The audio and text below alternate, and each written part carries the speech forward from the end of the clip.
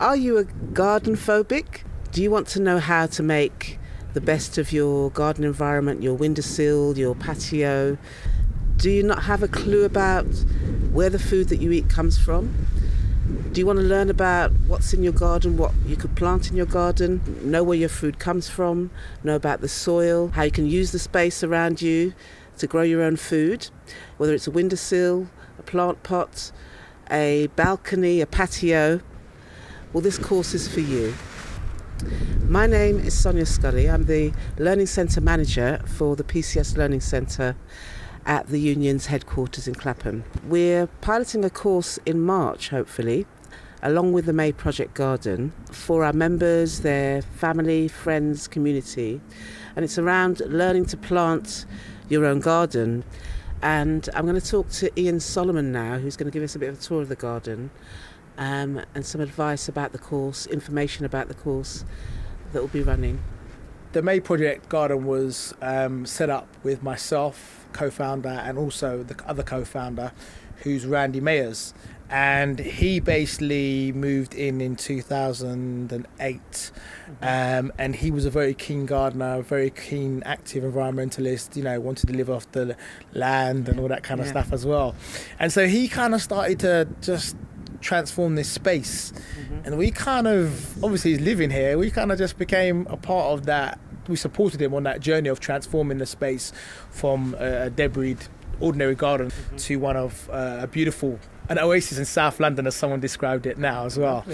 Exactly. And the name came from, well, interestingly enough, his surname's Mayers, but the name wasn't from that. The name came from the fact that we wanted to have a legacy or a memory of my mum, who passed away in 2005, and she suffered lots of illnesses. So we wanted to have something that was kind of a living testimony of her, a living kind of memory of her life, not her death.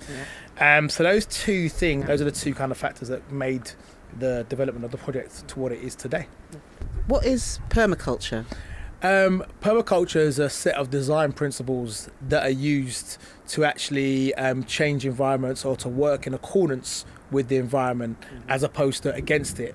So something like agriculture or farming is more about us, what our needs are, as human beings, trying to get what we can from the land. What we need. Exactly. But permaculture works in a different way, and it really looks at how do you work and complement the environment as opposed to taking away from the environment as well. So this whole project's been set up on a permaculture principle, design principles, and Randy's been very instrumental in doing the design for that as well. Where should we start? These are water butts. This is just a very simple example of something people can do just to reduce the amount of waste of water. So we basically have water butt systems, which basically just extracts the water that runs from the drains, from the gutter straight into the drains, and that's what this is as well. So you take that, the water stored in here, and you can water the plants, whatever you've got growing. There you go. You've got your watering cans right there as well. So we just take the water out, and then we just use the water to sprinkle upon the veggies. So I see in front of us here we have a herb garden. This is really a good way to actually grow herbs, but also utilise the space very well because it's a spiral. You can get a lot of herbs in a small space quite effectively. And what's really interesting here is that the herbs at the top tend to like the drier environment, and the herbs at the bottom tend to like the wetter environment. So the water runs around, and that's what accommodates the herbs accordingly as well. So that's basically what it is. And what happens here is that all the materials that we use have been recycled or upcycled and sourced naturally from the local area. So bricks from building sites, they're abundant. The wood you can see is bamboo and willow. That's from basically... This is surrounding all of that's correct. Section here. Exactly. So that's a very good way of basically just creating borders very naturally and cheaply as well, for free in fact. So just explain the beds. For a start, the straw here. Okay. The significance of that. The significance is, again, the permaculture principle looks at replicating what nature does. So similar to when you see autumn coming, or when autumn happens, the leaves drop. This is very much a similar system, and it's called mulch. And what's really good about mulch is it serves two purposes, well, probably a lot more than two, but two that I know of presently. And one, it reduces the amount of water that's needed to make the food grow, so you don't need to water it as much. Okay. And it also protects the soil from adverse weather conditions, sun or extreme colds as well. So as well as the mulch, you have the borders again, which I mentioned before. Willow. Yeah, willow and bamboo. Yeah, exactly. The two, basically, those are two things, and we get that from the local park. And then we bring them, and they're really flexible. They can bend, and you can really create some really nice borders here. So that's the key feature here. A little bit of food is growing, but more will come as the season develops as well. The course is designed to get people starting from scratch, planting seeds, even making, if we've got time, making the vegetable beds as well, testing the soil to make sure to see if the soil's appropriate for growing, because there are some areas that are contaminated, and then actually planting out, and then actually mulching the bed so that the food can grow. And that is in a nutshell of what the course is going to involve as well. And obviously the knowledge and science and skills behind that as well. So we give them information, and they'll get an information pack, course content as well, which will give them advice and further opportunities for learning or courses that they might want to get more information or learn more, or they might want to come back here and learn some more as well. This is cool. Someone described it as the Holy Grail. Randy and people in this circle, permaculture circle, call this the Holy Grail. Holy Grail of the garden. Exactly, of the system. And the reason why is that, well, I think it's up to about 60-70% of household waste, kitchen waste, can be used for composting. And what's really interesting is that, again, referring back to nature, this is a cyclical system. So what happens is here we put the food in the compost, it composts, we take it out, we put it back into the ground to grow food. We eat the food, go toilet, and the whole system starts all over again, in a simplistic sense as well.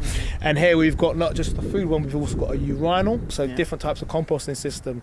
So what we do, put the food in here, and then we use the compost to basically plant the food in as well. So that's a really good system. You've got a wormery you showed me earlier down another there. example of a compost system. One of the key things about a healthy environment is how much biodiversity in animals and insect life is within it.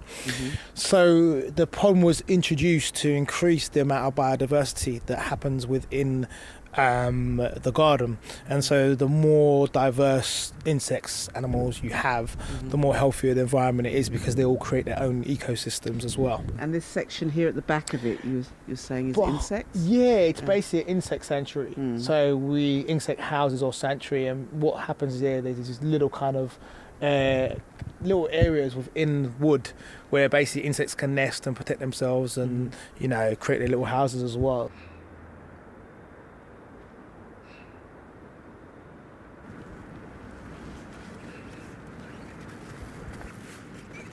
The forest garden is basically another replication of a natural system that exists. Forest, Amazons, and the key thing here is it's 3 layers.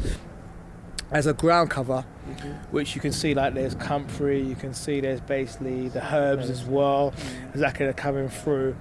And then you've got your mid-level, your shrubs, which are like your fruit fruit bushes as well, your blackberries, your black currants, your red currants as well. You've got some fennel that's growing up in there as well. And then we have the canopy, which is the trees, the fruit trees as well. And each layer feeds into each other. So we've got fruit shrubs, I should say, black currants, red currants. We've got strawberries around the edge. We have chard on the ground. We have comfrey on the ground as well. The trees, apple trees, pears. Fruit trees. Yep, exactly, fruit trees as well. We have that as well. We have some herbs as well. We have, rosemary as well, bit of thyme as well. Lovely rosemary bush over there. It's really beautiful as well. So, these are all part of the ecosystem of the forest garden as well, the system that exists as well.